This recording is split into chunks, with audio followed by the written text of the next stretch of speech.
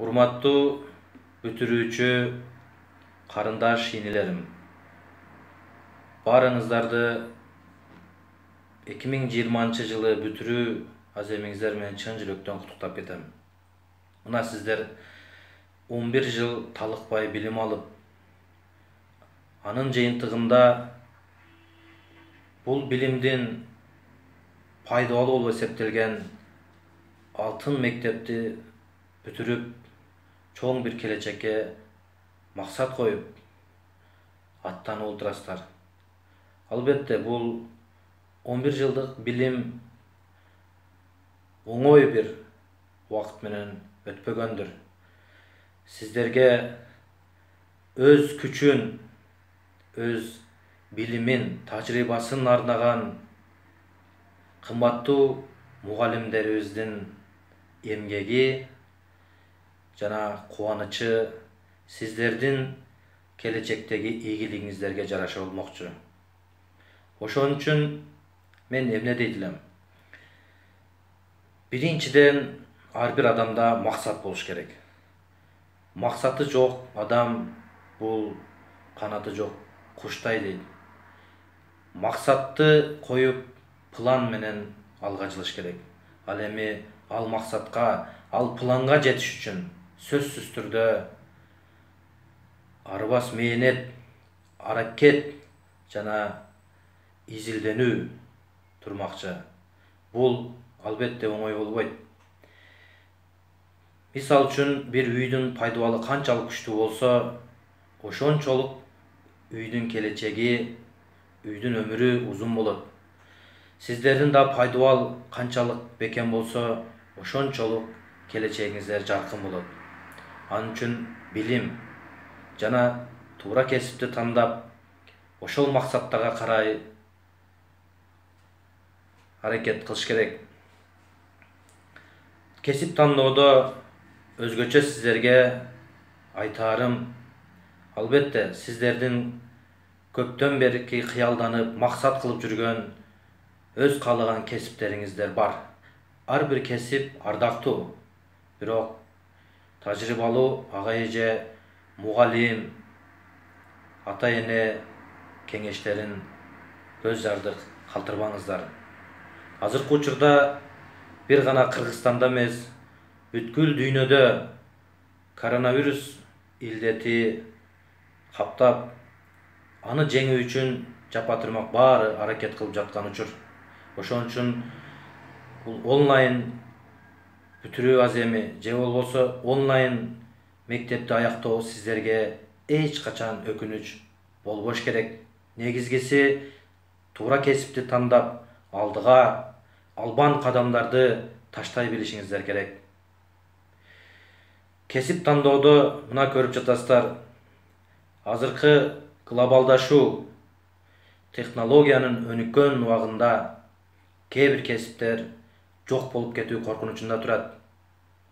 Андыктан сиздер бул дүйнөгө, дүйнө стандарттарына, дүйнөнүн агымына туура келген ар кандай кесиптерге жол алууңуздарды сунуш кылам. Информациялык технологиялар, нанотехнологиялар, мугалимдик, интернет доорундагы кесиптерди өздөштүрүп, анын ичинде Кыргызстандын мекендин талабы, рыноктун ачык кесиптери, мындайча айтканда муктаждык болгон кесиптер сиздерди өзүнө тарта билиш керек. Сөзсүз түрдө элдирбөгөн кесиптерди тандап, ал кесипти 5 жыл убакытты дагы, акчаны дагы кетирип, ата энени да кыйнап окуштун зарылчылыгы жок. Бир кесиптин ээси болуу бул өмүр бою максатка туура кадам менен жетүү дегенге барабар. Кесип өмүр бою сиздер менен чогуу жашайт. Ал кесиптин натыйжасында сиздер өзүңүздөрдүн жана өлкөнүн келечеги үчүн чоң аракеттерди, эмгектерди жаратышыңыздар керек болот. Урматтуу менин бүтүрүүчү карындаш инилерим, мугалим бул мөмөлүү дарак. Mugalimdin emgegi bağ жеткис. Alardın bergen ar bir emgegi, ar bir aytkan sözü sizdin жүрөгүңүздө жашаш керек. Ал mugalim, ал sizdin апаңыз да, атаңыз да. Айрыкча мынау карантин учурунда mugalimдердин канчалык баалуу экенин, канчалык биз үчүн күйүп бышып эмгектенип келгенин баарыбыз жакшы билдик окшойт. Мындан ары дагы мен ишенип кетем.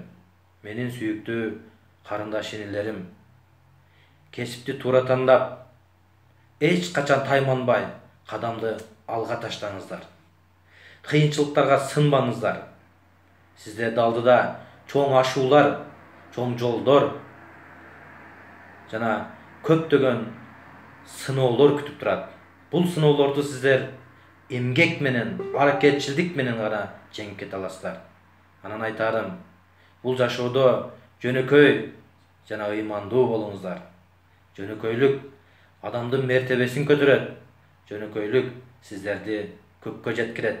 Эч качан билим алган, билим берген мектеп мугалимдерибизди, биз үчүн күйүп бышкан ата-энелерибизди унутпай, алардын эмгегин текке кетирбей, аларды эл арасында жер каратпай, алга карай умтулуңуздар.